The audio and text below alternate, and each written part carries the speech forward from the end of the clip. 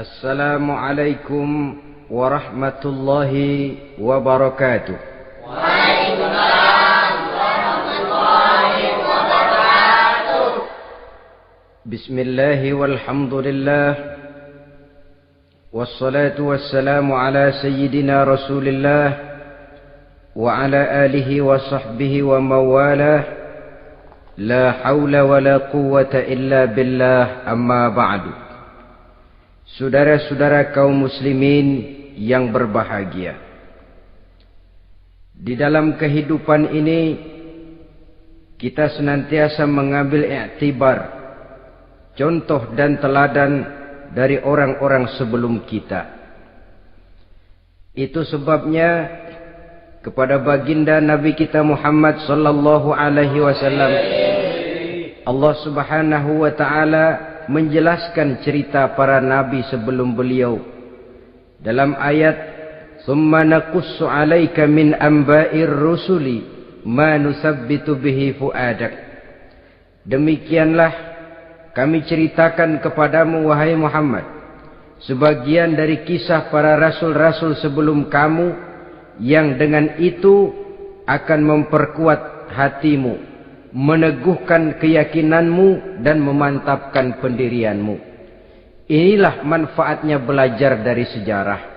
Jadi jangankan kita, baginda Nabi sendiri pun oleh Allah Subhanahu wa taala diceritakan sejarah para nabi sebelum beliau yang dimusuhi oleh umatnya, yang dicaci maki oleh kaumnya, yang terusir dari kampung halamannya, bahkan sampai ada yang terbunuh oleh umatnya.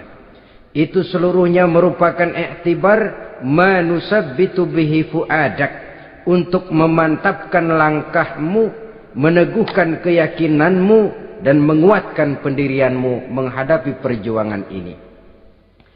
Sehubungan dengan itu, pada pertemuan kali ini Al-Fakir ingin menyampaikan satu cuplikan kecil dari kehidupan seorang sahabat utama baginda Nabi, yaitu Sayyidina Umar ibn al-Khattab radhiyallahu anhu.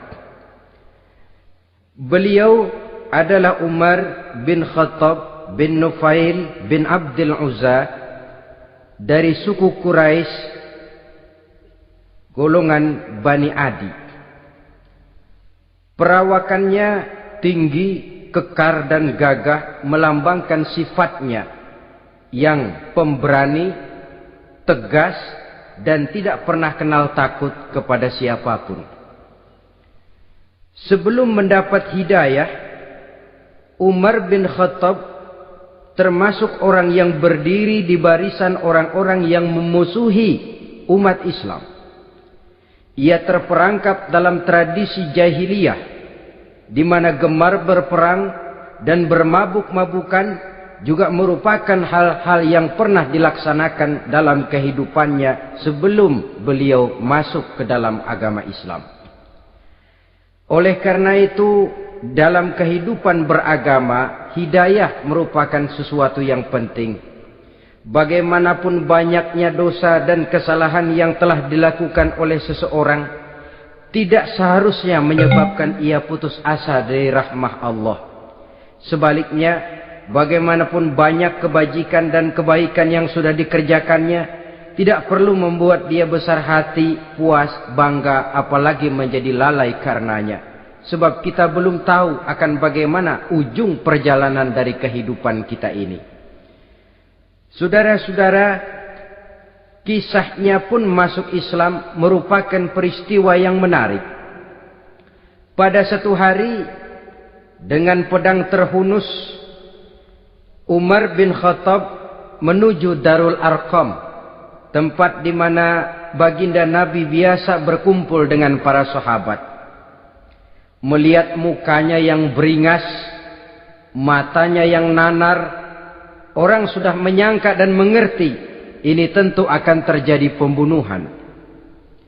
Dalam perjalanan menuju Darul Arqam, Umar bertemu dengan Nuaim bin Abdullah. Nuaim bertanya, "Ya Umar, mau kemana ente?"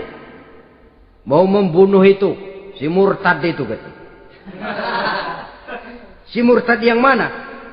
Yang mana lagi? Itu yang memecah belah kita, yang menghina berhala-berhala kita, yang menjelek-jelekkan nenek moyang dan keturunan kita. Siapa lagi kalau bukan Muhammad? Kata Nuaim Umar, enggak salah. Tidak salah lagi. Salah Umar. Salah kenapa? Apa kamu enggak malu? Kamu mau pergi membunuh Muhammad, sementara adikmu sendiri Fatimah, dia sudah termasuk salah seorang pengikut Muhammad. Mendengar ini, muka yang memang tadinya sudah marah dan merah, tambah jadi kelabu. Bukan main mangkelnya Umar bin Khattab. Orang lain dia musuhi, orang lain dia kejar-kejar. Ini malah adiknya sendiri menjadi pengikut dari baginda Nabi. Tidak jadi menuju Darul Arqam, dia berangkat ke rumah adiknya Fatimah. Adapun di rumah Fatimah sedang berkumpul Fatimah, suaminya Sa'id bin Zaid, dan seorang sahabat Habbab ibnul Arad. Mereka sedang membaca Quran. Waktu itu Quran belum lagi dijilid macam sekarang. Jadi masih merupakan suhuf atau lembaran-lembaran tercecer saja. Ketuk pintu. Ya tentu tidak assalamualaikum karena dia belum Islam. Tok, tok, tok. Siapa di luar? Umar. Mendengar suaranya saja, ini sahabat yang namanya Habbab ibnul Arad sudah lari ke belakang pintu. Sambil komat kamit baca doa mohon diselamatkan oleh Allah. Adapun Fatimah yang sedang memegang suhuf, lembaran tulisan Quran itu, menyembunyikan suhuf itu di belakang bajunya. Umar masuk. Fatimah, saya bang. Apa benar berita yang saya dengar? Berita apa itu bang? Bahwa kau sudah masuk Islam. Bang, andai kata Muhammad memang benar, bagaimana? Sudahlah, jangan belit-belit. Jawab saja, kau masuk Islam benar atau tidak? Ya. Saudara hadirin, begitu dikatakan iya, tangannya langsung melayang, menampar muka adiknya ini, sehingga mengalir darah dari hidungnya. Suaminya Sa'id bin Zaid yang mencoba melindungi istrinya, dipegang lehernya, dibanting, diduduki dadanya. Oh ini jawara ini.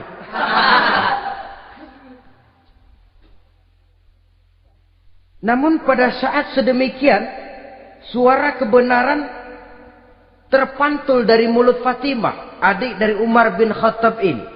Umar, apakah engkau memukul orang yang bersaksi bahwa tidak ada Tuhan melainkan Allah dan Muhammad Rasulullah? Apakah engkau menganiaya seseorang yang terpanggil untuk mengikuti kebenaran? Manusia macam apa engkau, Umar? Saudara, memang dia orang keras, tapi hatinya mudah menerima kebenaran. Sehingga mendengar kalimat adiknya ini tercenung dia sejenak. Melongo, bengong kata anak sekarang. Ini kalau tidak karena keyakinan yang mantap, tidak mungkin orang ini, anak adik saya ini bicara macam begini. Umar, mengapa engkau memukul orang yang bersaksi bahwa tidak ada Tuhan melainkan Allah dan Muhammad Rasulullah? Mengapa engkau pukul orang yang mengikuti kebenaran, menerima hidayah dari Allah? Begitu yakin dan mantapnya, walaupun di tengah satu hal yang sangat menakutkan. Siapa yang tidak takut orang Quraisy berhadapan dengan Umar bin Khattab yang dikenal sebagai singa padang pasir pada waktu itu? Malahan dia termasuk salah seorang jagoan di tradisi masyarakat jahiliyah itu. Ada satu pasar yang namanya pasar Ukaz. Tiap tahun di pasar itu diadakan pesta. Pertama pertandingan syair.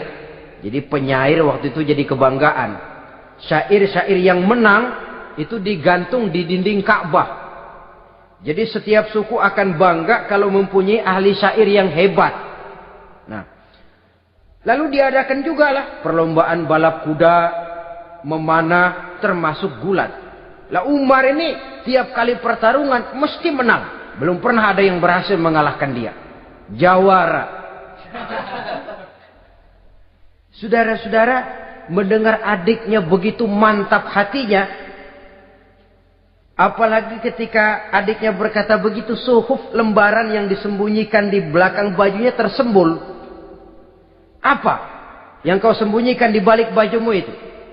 Suhuf. Apa suhuf itu? Lembaran Al-Quran. Coba saya lihat. Enggak boleh. Kenapa? Kamu kotor. Orang kotor tidak boleh megang Quran. Saya mau lihat. Enggak boleh. Kalau kamu mau lihat, mandi dulu. Diturutinya permintaan adiknya itu. Lalu diambilnya suhuf tadi. Dia baca. Kebetulan ayat yang dibacanya ayat pertama dari surah Toha yang berlanjut dengan ayat 14 pada surah yang sama. Dia baca, Bismillahirrahmanirrahim. Toha, ma anzalna ilaikal Qur'ana litashqa illa tazkiratan liman yakhsha. Toha, tidaklah aku turunkan Al-Quran ini untuk bikin sukar manusia, melainkan merupakan pengingat bagi orang-orang yang takut kepada Allah. Lalu pada ayat ke-14, Innani anallahu la ilaha illa ana fa'budni. Sesungguhnya akulah Allah, tidak ada Tuhan melainkan aku, maka hendaknya hanya kepadakulah kamu menyembah. Wa aqimis sholata li dzikri, dirikanlah salat untuk mengingat aku. Inna sa'ata atiyatun akadu ukhfiha litujza kullu nafsim ma tas'a. Sesungguhnya kiamat itu pasti akan datang, yang sengaja waktunya kami tidak beritahukan kepada kamu semua, untuk kami balas segala setiap orang tentang apa saja yang telah mereka lakukan dalam kehidupan di dunia ini. Setelah membaca ayat ini, gemetar tangannya. Ah, ini sih nggak main-main ini. Ini belum pernah saya baca ajaran semacam ini. Tidak patut orang yang mempunyai kitab suci semacam ini dimusuhi. Ini sesuatu yang benar, tergetar jiwanya.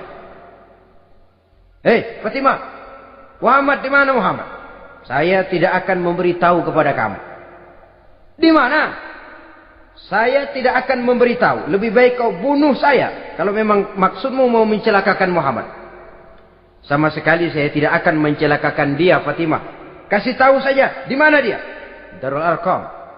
Bergegas dia menuju Darul Arqam. Di dalam Nabi memang sedang kumpul dengan para sahabat. Termasuk ada Sayyidina Hamzah yang juga terkenal jawara juga. Ketuk pintu. Ketuk pintu. Siapa di luar? Umar. Di dalam ini geger sebagian sahabat. Umar datang ini pasti bencana. Umar datang, wah, kalau istilah kampung, kerok dan urusan.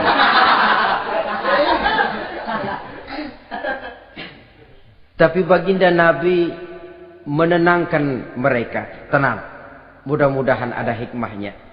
Sayyidina Hamzah tampil, bukakan dia pintu. Kalau niatnya baik, kita terima. Kalau niatnya tidak baik, saya paling depan. Dibukakan pintu. Begitu dibukakan pintu, Umar masuk merangkul baginda Nabi.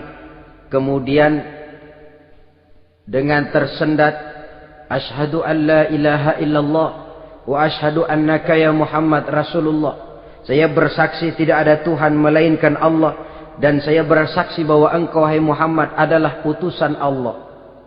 Sahabat takbir semua, Allahu Akbar, Allahu Akbar. Kegembiraan meliputi suasana ketika itu. Kenapa? Karena sebelumnya dikala Umar belum masuk Islam, dia merupakan ganjalan yang paling dikhawatirkan oleh umat Islam. Setelah dia masuk Islam, jelas merupakan satu keuntungan yang sangat besar. Dan dia tertarik kepada Islam bukan karena bujuk rayu orang, tidak karena diberikan harta, tidak karena diiming-iming oleh kedudukan tinggi, tapi karena kebenaran, hidayah menembus hatinya melalui wasilah ayat dalam surah Thaha yang dibacanya melalui suhuf yang dipegang oleh adiknya tadi. Sejak saat itu berubah 180 derajat Umar bin Khattab radhiyallahu anhu. Tetapi tetap dengan sifatnya keras, tegas, dan tidak pernah kenal takut kepada siapapun. Cuma kalau sebelum Islam, dia kerasnya kepada Islam. Setelah dia masuk Islam, muter arah. Kepada siapapun yang memusuhi Islam, dia bersikap keras, tegas, dan tidak pernah kenal takut. Bahkan setelah beliau masuk Islam, satu hari ketika di Darul Arqam kumpul-kumpul, waktu itu Nabi belum berdakwah secara terbuka karena pengikut masih sedikit. Sayyidina Umar usul, "Ya Rasul, ada apa Umar? Alasna 'alal haq fi mamatina wa mahyana?" Ya Rasul, bukankah kita ini berdiri di atas sesuatu yang benar? Bukankah mati kita, hidup kita untuk melaksanakan sesuatu yang benar? Bala ya Umar, betul Umar. Wallazi nafsi biyadih, innakum la'alal haq in muttum wa in hiyitum. Demi Allah Umar, kata Nabi, sesungguhnya kamu dan kita semua berdiri di atas kebenaran, hidup ataupun mati. Setelah mendapat jawaban begini, Umar masuk kepada tujuan pembicaraannya. Izan ya Rasul, fafimal ihtifal. Kalau memang begitu ya Rasul, kalau memang kita yakin kita berdiri di atas kebenaran, kita hidup karena kebenaran, kita mati pun memperjuangkan kebenaran, fafimal ihtifal. Kenapa mesti ngumpet-ngumpet? Kenapa harus sembunyi-sembunyi? Wallazi ba'asaka bil haqq, demi Allah ya Rasul, la takhrujanna wa la nakhrujanna ma'ak. Tuhan harus keluar menyampaikan Islam ini secara terbuka, dan kami akan mendampingi Tuhan dengan segenap jiwa dan raga. Sekali masuk Islam gak tanggung-tanggung. Yang kayak begini ini yang kita perlukan sekarang ini. Begitu masuk Islam gak tanggung seluruhnya, jiwa dan raganya masuk Islam. Beliau yang pertama kali mengajukan ide, kenapa harus dakwah sembunyi ya Rasul? Wong kita berdiri di atas kebenaran, memperjuangkan sesuatu yang hak. Kalau kita mati, kita pun mati membela kebenaran. Kenapa mesti fafimal ikhtifa? Kenapa harus sembunyi-sembunyi? Mulai sekarang mari keluar ya Rasul, saya akan dampingi Tuhan, nyawa taruhannya. Saudara hadirin yang saya hormati, selalu dia tempat-tempat yang pernah dia melaksanakan maksiat sebelum dia Islam, selalu dia kunjungi sampai dia berkata, tidak ada tempat yang pernah saya melakukan kesalahan sebelum saya Islam yang harus saya tutupi dengan kebajikan setelah saya Islam sekarang ini. Bahkan ada satu riwayat menjelaskan beliau itu yang tinggi badannya, kekar perawakannya, gemetar orang ngadepin dia. Tapi beliau sendiri sangat mudah gemetar kalau sudah mendengar ayat-ayat Allah. Sehingga ada satu riwayat menjelaskan Sayyidina Umar itu setelah masuk Islam, kalau sholat kadang-kadang bila menoleh ke kanan beliau senyum, bila menoleh ke kiri beliau menangis berurai air mata. Ada orang bertanya, ya Umar, kenapa menengok ke kanan kau senyum, ke kiri kau menangis? Itulah kalau saya ingat jahilnya saya sebelum Islam. Adapun bila saya menoleh ke arah sebelah kanan saya tersenyum, teringat betapa dulu saya membuat berhala dari korma. Saya tumpuk-tumpuk, saya susun begitu.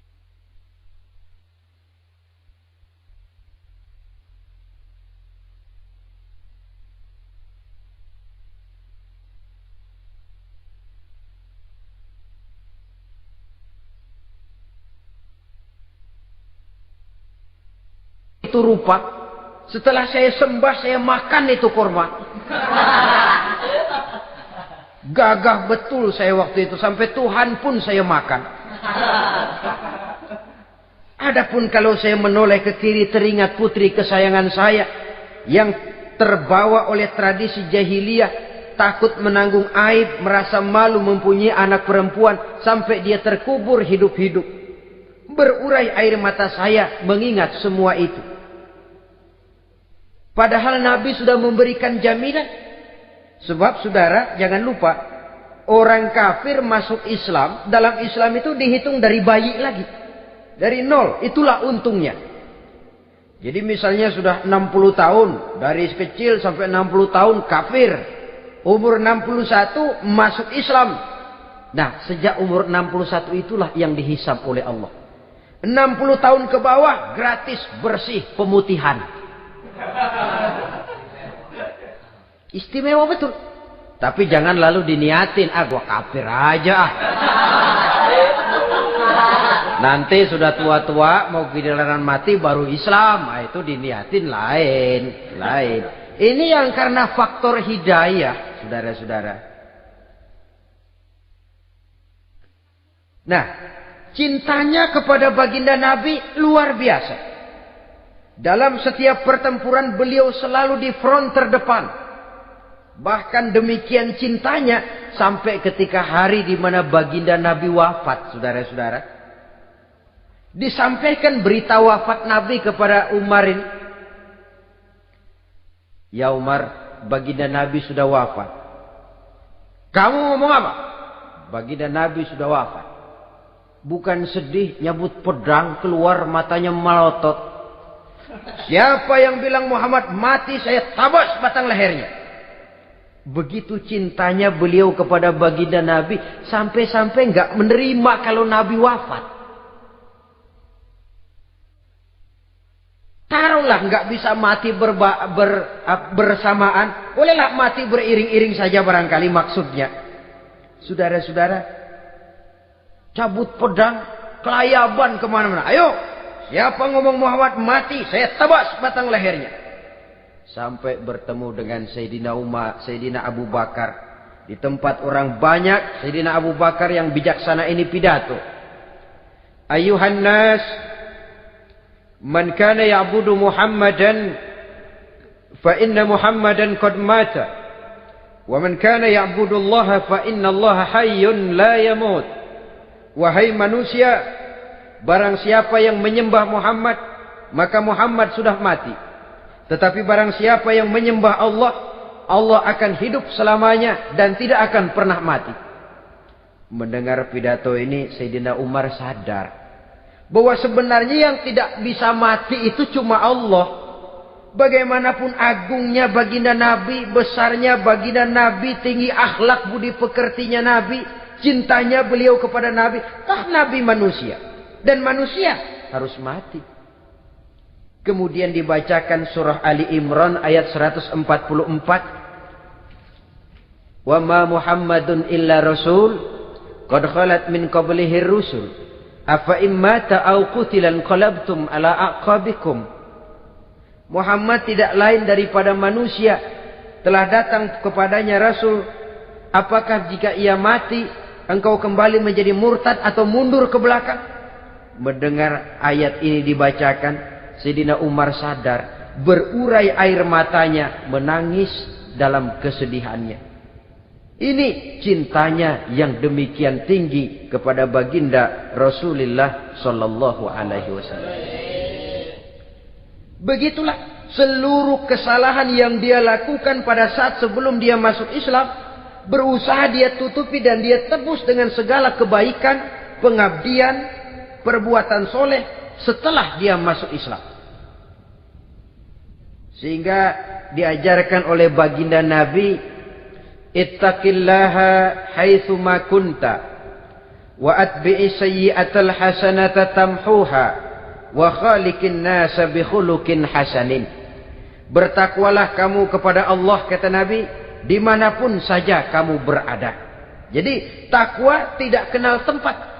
Dimanapun saja kamu berada, bertakwalah kepada Allah. Di rumah takwa, di pasar takwa, di kantor takwa, di tengah orang banyak takwa, pada waktu sendirian takwa. Ittaqillaha haitsu ma kunta. Bertakwalah kau kepada Allah dimanapun saja kamu berada. Jangan takwa pakai tempat. Di masjid takwa, di kantor nyolong. Itu tidak haitsu makunta. Yang diajarkan oleh Nabi, dimanapun kamu berada, bertakwalah kepada Allah. Wa atbi'i sayyi'atal hasanah tamhuha. Dan iringi perbuatanmu yang salah dengan kebaikan. Jadi kalau satu saat terselip kita berbuat salah, cepat iringi dengan kebaikan. Tamhuha, dengan harapan kebaikan yang kita kerjakan akan menutupi dosa yang terselip kita lakukan. Ngomongin orang, astagfirullahaladzim. Banyak istighfar. Istighfarnya mudah-mudahan bisa nutupin dosa karena ngomongin orang. Tapi jangan lalu tambah sulap. Ngomongin orang istighfar. Terus ngomongin lagi istighfar lagi. Itu tentu tidak bisa dengan cara begitu. Barangkali terselip pernah mengambil harta orang tanpa alasan yang hak. Imbangi dengan rajin sedekah misalnya. Barangkali pernah menyakiti hati orang, imbangi dengan perbuatan yang bisa menyenangkan hati orang lain. Itu namanya mengiringi perbuatan yang bersifat salah dengan kebajikan. Ini yang dilakukan oleh Sayyidina Umar. Setiap pelosok hampir dia datangi. Tempat-tempat di mana dia pernah melakukan kesalahan sebelum Islam, di sana dia tegakkan kebajikan dan kebaikan. Kegagahannya, keperkasaannya, keberaniannya sepenuhnya bulat-bulat sudah diwakafkan untuk kepentingan Islam. Saudara hadirin yang saya hormati, diperlukan orang-orang yang punya keberanian macam Sayyidina Umar. Berani karena panggilan hidayah, bukan berani babi. Babi berani juga babi, cuman nyeruduk. Artinya berani yang tanpa pertimbangan. Berani yang tanpa pertimbangan pada akhirnya akan menyulitkan kita sendiri. Beliau gagah, beliau berani, beliau punya kekuatan, beliau punya wewenang. Dan itu dimanfaatkannya untuk menjadi backing baginda Nabi kita Muhammad sallallahu alaihi wasallam. La takhrujanna wa la nakhrujanna ma'ak ya Rasul. Ya Rasul, keluar, sampaikan dakwah secara terbuka. Saya akan mendampingi Tuhan. Jika ada yang ganggu Tuhan, saya paling depan. Backing yang mendampingi Rasul untuk menyampaikan risalah Islamiyah ini. Saudara hadirin yang saya hormati, wa khaliqin nasa bi khuluqin hasanin, kata Nabi. Dan pergaulilah manusia dengan akhlak yang baik. Karena dengan ini kau bisa mengambil hati orang. Dalam hadis lain katakan, innakum la tas'una an-nasa bi amwalikum walakin yas'uhum minkum bastul wajhi wa husnul khuluq. Kamu tidak akan bisa menyenangkan orang banyak dengan hartamu, tapi kamu bisa ambil hati mereka dengan budi pekerti yang luhur dan muka yang manis. Dengan harta belum tentu kita bisa menyenangkan semua orang. Tapi budi pekerti yang luhur, muka yang manis, itu yang akan bisa membuat kau menyenangkan orang banyak.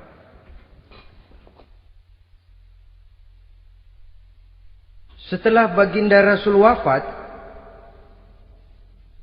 pernah ketika berkumpul, Sayyidina Abu Bakar berkata kepada Sayyidina Umar, "Ya Umar, saya baiat kamu untuk menjadi khalifah."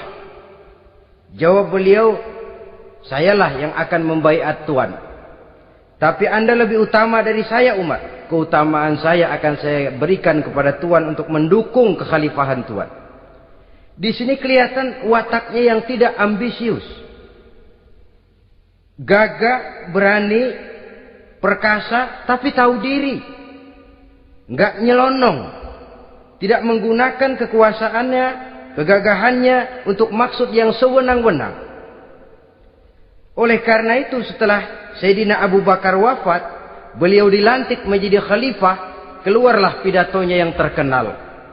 Ayuhan nas, inni qad wullitu alaikum walastu bi khairikum. Hai manusia, aku telah dipilih menjadi pemimpin kamu.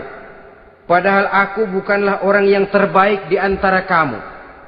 Kalau tidaklah karena aku melihat keutamaan, keteguhan yang dapat melindungi kalian, berat rasanya aku memikul amanah ini. Sebab apa? Alangkah beratnya menunggu datangnya perhitungan di akhirat nanti terhadap Umar.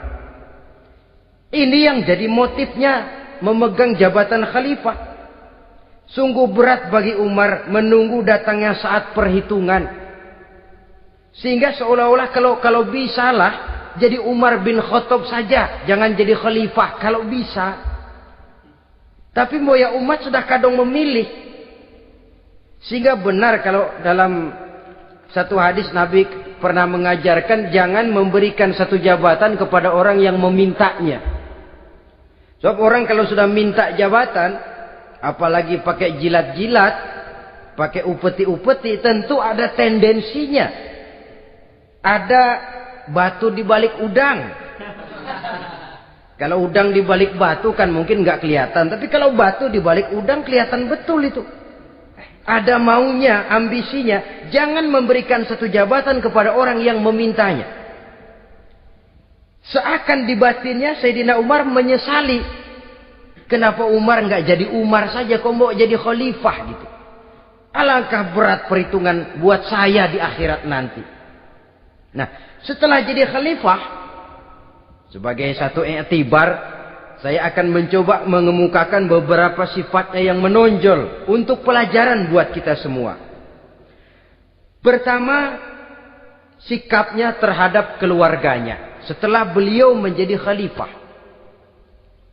Kedudukan sebagai keluarga Umar bin Khattab bukan merupakan kedudukan istimewa. Itu ditanamkan betul kepada keluarganya. Jangan karena bapakmu khalifah, lalu mentang-mentang anak khalifah kau merasa dapat fasilitas, merasa bisa berbuat semau-maumu, kau harus punya tanggung jawab dan beban moral, memberikan contoh yang lebih baik kepada rakyat. Ini yang ditekankan kepada keluarganya. Kalau beliau mau mengeluarkan undang-undang, undang-undang itu lebih dahulu dibicarakan di tengah keluarganya, kumpul anak-anaknya, ini akan ada undang-undang begini.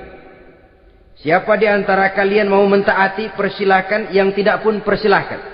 Tapi saya ingatkan, kalau ada dari keluarga Umar yang melanggar peraturan yang saya keluarkan ini, saya akan menghukumnya 2 kali lipat karena dia keluarga saya. Menghukumnya 2 kali lipat karena dia keluarga saya. Jadi bukan mentang-mentang anak babe, lalu kebal hukum. Tidak. Siapa yang di antara kalian melanggar peraturan ini, akan aku kenakan hukuman 2 kali lipat karena dia keluargaku. Nah, saudara hadirin yang saya hormati, lalu berwibawa, dijaga betul keluarganya. Suatu hari beliau datang ke rumah putranya Abdullah bin Umar. Ketika masuk dilihatnya Abdullah bin Umar sedang makan daging. Makan daging. Merah muka Umar. Mentang-mentang anak khalifah ya. Mentang-mentang anak Amirul Mukminin ya, kamu makan daging.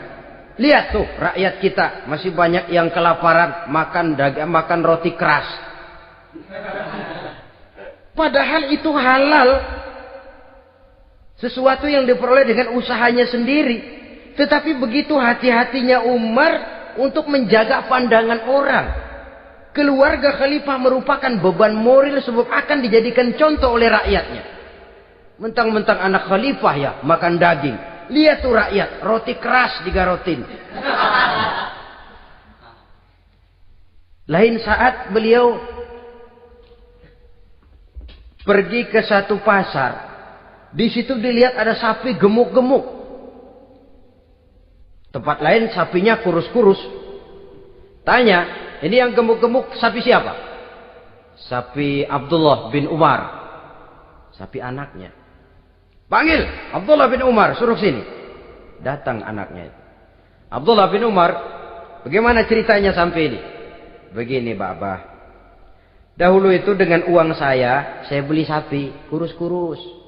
Lalu saya rawat. Saya berikan upah orang untuk merawat sapi-sapi itu. Sampai sekarang dia menjadi gemuk. Akan saya jual dan keuntungannya tentu sesuatu yang halal. Subhanallah, kata Umar. Kau ini anak Amirul Mukminin. Jual sapimu. Ambil modalnya, untungnya, masukkan Baitul Mal untuk urus kepentingan orang Islam. Dia nggak mau anaknya terlibat bisnis, dompleng kekuasaan ayahnya. Karena mentang-mentang anak khalifah lalu segala macam bisnis lancar. Orang takut karena apa? Anak babe. Ada lagi. Pada waktu pembagian harta ghanimah, putri beliau yang namanya Hafsah, ini adalah istri baginda Nabi, meminta bagian. Kaum kerabat ayah, ini kerabat khalifah, kitalah dulu kerabat. Kalau kau kerabatku, maka jatahmu nanti dari ayahmu. Harta ini masih lebih banyak dibutuhkan oleh orang-orang Islam. Nanti belakangan, kalau ada sisanya. Belakangan kalau ada sisanya. La haula wala quwata illa billah.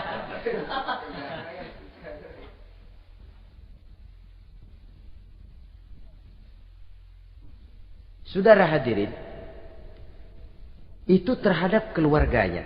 Kemudian apa sifat-sifat yang menonjol dari kepemimpinannya? Pertama, kesederhanaannya. Beliaulah satu-satunya khalifah, Amirul Mukminin, setingkat presiden kalau sekarang, yang punya jubah cuma 2 dan 1 pun punya anaknya. Tambelan lagi. Pernah sholat Jumat terlambat. Beliau naik mimbar untuk khutbah, sebelumnya minta maaf dulu. Saudara-saudara, maaf saya terlambat nungguin baju kering. Seorang khalifah nungguin baju kering. Sederhana dalam kehidupannya. Mari kita ambil satu cerita lagi. Pada waktu beliau jadi khalifah, yang diangkat jadi gubernur di Mesir adalah Amr bin As. Amr bin As hidupnya lebih mirip kaisar. Istananya besar, pakaiannya bagus-bagus. Nah, yang paling mengganggu pikiran Amr bin As, di sebelah istananya ini ada gubuk reot, kepunyaan orang Yahudi lagi. Ah, ini nggak pantas bener, masa di samping istana gubernur ada gubuk reot. Orang Yahudi lagi yang punya. Ini mesti, udah, bikin saja rencana, panggil dinas tata kota, bikin planning. Di sini mau dibangun masjid, proyek negara. Bikin gambarnya, susun anggarannya, tender. Saudara-saudara, si Yahudi yang punya gubuk reot dipanggil. Yahudi, ada apa, Pak? Kamu tahu nggak? Enggak. Iya, memang belum saya kasih tahu.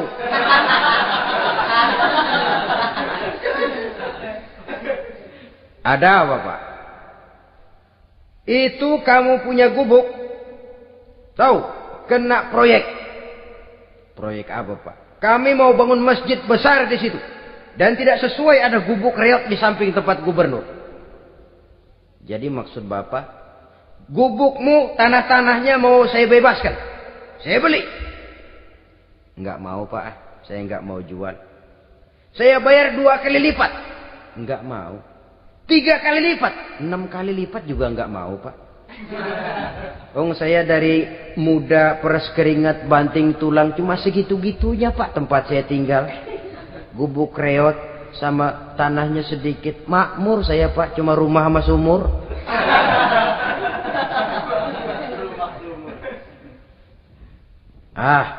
Ini Yahudi kelewatan juga. Akhirnya turun perintah, sudah, kalau dia nggak mau dibebaskan, gusur saja, tarik, ambil bulldozer. Digusur.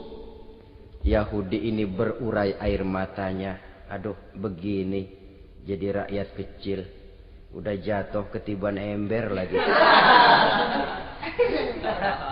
Tapi pikir-pikir Amr bin As kan bukan yang paling atas. Dia kan cuma pejabat, masih ada atasannya lagi. Lapor lapor. Yahudi ini berangkat ke Madinah. Bayangkan dari Mesir ke Madinah. Jalan. Di sepanjang jalan dia pikir membanding-banding. Kalau gubernurnya saja istananya begitu mewah, apalagi khalifahnya. Kalau gubernurnya galak main gusur, apalagi khalifahnya. Dan saya bukan orang Islam, apa dia lemin ngadu? Apa dapat tanggapan? Berangkat dia sambil harap-harap cemas. Sampai di pintu kota Madinah, dia temui orang lagi tidur di bawah pohon korma. Selamat siang, Pak. Ada apa? Pak. Apa? Mau lapor. Lapor apa? Bapak tahu Khalifah Umar bin Khattab? Tahu? Istananya di mana, Pak? Istananya di atas lumpur. Di atas lumpur. Di atas lumpur. Pengawalnya banyak, Pak. Banyak. Siapa, Pak? Yatim piatu, janda-janda tua, orang-orang miskin, orang-orang lemah, itu pengawalnya. Pakaian kebesarannya apa sutra apa, Pak? Pakaian kebesarannya malu dan takwa. Saya nggak ngerti, Pak. Itulah Umar bin Khattab. Lalu orangnya sekarang di mana, Pak? Di depan ente. Rupanya yang dia tanya itulah orangnya. Gemeter Yahudi ini, keringat bercucuran. Coba, istananya di atas lumpur. Sebab beliau berprinsip, bagaimana saya bisa menghayati nasib rakyat kalau saya tidak merasakan apa yang mereka rasakan? Bagaimana saya nggak bisa tahu sakitnya lapar kalau saya belum pernah kelaparan? Itu prinsipnya. Istananya di atas lumpur. Para pengawalnya yatim piatu, janda-janda tua, orang-orang miskin, orang-orang lemah dan tidak mampu. Dan pakaian kebesarannya malu dan takwa. Kamu dari mana? Dari Mesir, Pak. Ada apa? Mau laporan gubernur Bapak di Mesir yang namanya Amr bin As. Kenapa? Main gusur aja, Pak. Ceritanya? Iya, dia mau bangun masjid. Kebetulan di areal itu saya punya tanah sama gubuk segitu-gitunya. Saya nggak mau dibeli, digusur, Pak. Saya mau mencari keadilan. Begini. Kamu lihat tempat sampah itu? Lihat. Di situ banyak tulang. Coba kamu ambil kemari satu. Tulang unta, bawa sini. Bingung Yahudi. Pak, saya kemari mau cari keadilan. Kalau tulang mah di Mesir juga banyak, Pak. Sudahlah, pokoknya kau ambil saja tulang itu. Dicoker-coker, dapat, dikasih. Tulang itu digaris lurus oleh Sidina Umar dengan ujung pedang. Red. Nah, nih, kau bawa kepada Amr bin As. Makin bingung itu Yahudi. Suruh bawa tulang cuman digaris. Nanti saya ngomong apa, Pak? Sudahlah, kasih saja. Pulang dia. Sampai di Mesir. Tuan Gubernur, ada apa? Saya baru menghadap khalifah. Kemudian beliau sampaikan ini, dikasih tulang. Amr bin As ngelihat tulang ada goresan lurus dengan ujung pedang, gemetar. Badannya keluar keringat dingin. Panggil kepala proyek. Proyek batal. Masjid nggak jadi didiriin. Itu gubuk Yahudi diriin lagi. Ini Yahudi makin bengong. Ini gubernur dapat tulang doang segitu takutnya.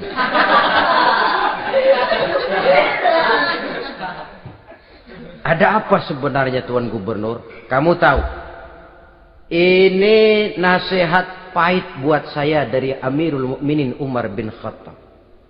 Seolah-olah beliau bilang, "Hai Amr bin As, jangan mentang-mentang sedang berkuasa ya. Pada suatu saat kau akan jadi tulang-tulang kayak begini.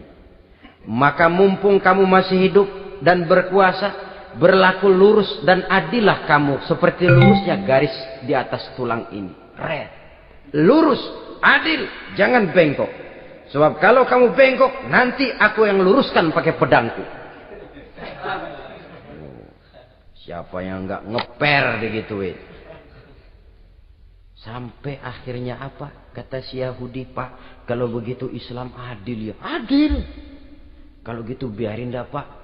Tanah saya. Mau kamu jual? Bukan saya jual, Pak. Saya kasih aja dah. Campur gubuk-gubuknya, ambil aja dah.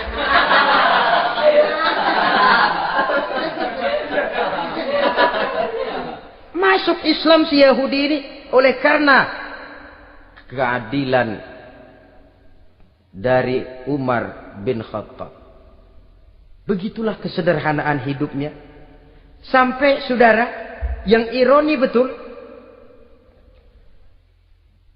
pernah Utsman bin Affan, Ali bin Abi Thalib, Thalhah dan Zubair kumpul mendengar berita bahwa Sayyidina Umar ini punya hutang.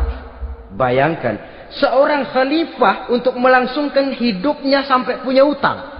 Padahal Baitul Mal di bawah kekuasaannya. Berunding Utsman, Ali, Thalhah, Zubair. Kalau kita langsung ngomong sama Umar nggak enak dong, dia nggak bakalan terima. Lewat putrinya aja, Hafsah deh. Baik.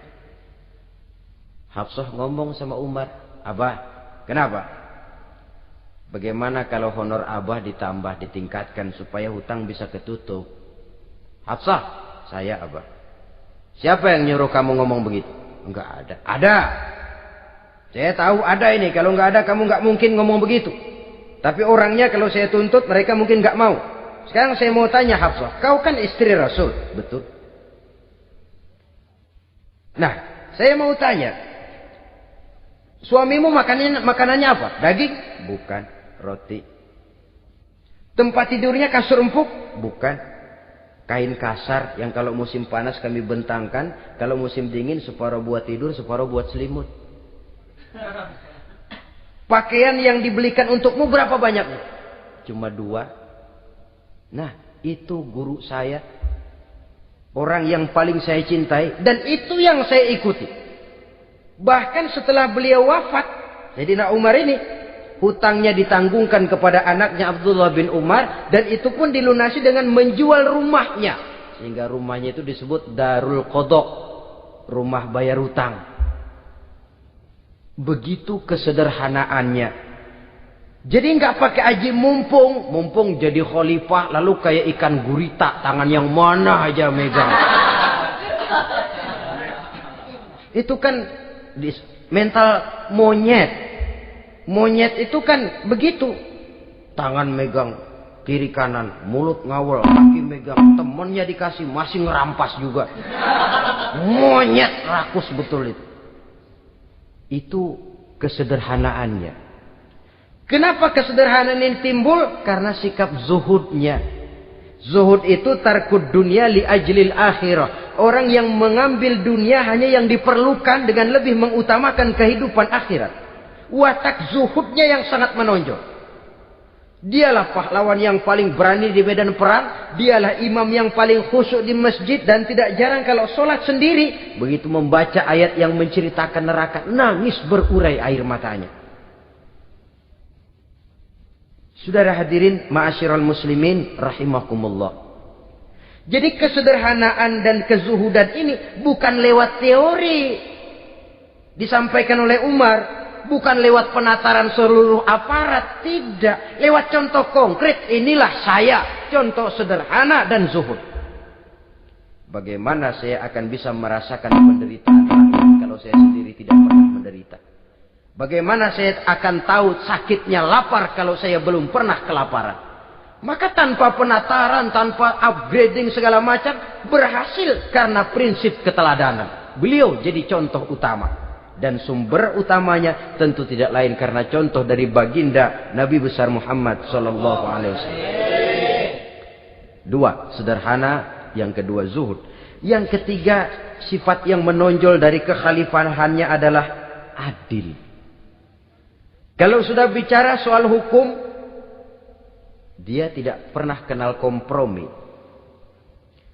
Adalah seorang pemuka Nasrani masuk Islam. Namanya Jabalah bin Aiham. Ketika dia bikin haji, kain ihramnya keinjak orang Arab yang hitam. Badui. Jengkel.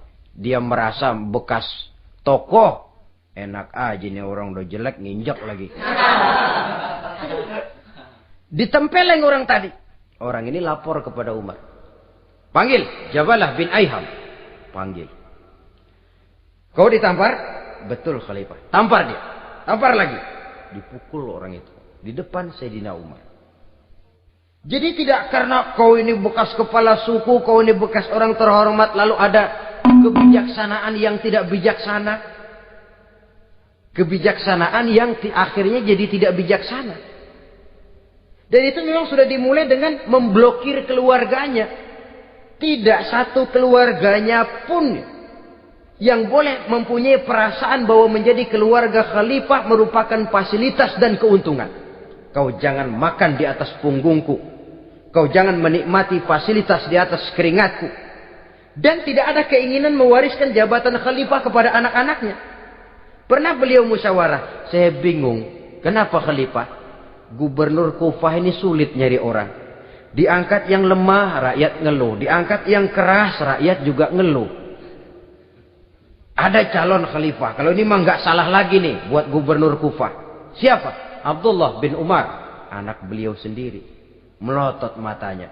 Jangan macam-macam kau. Cukup satu orang Umar memegang jabatan ini.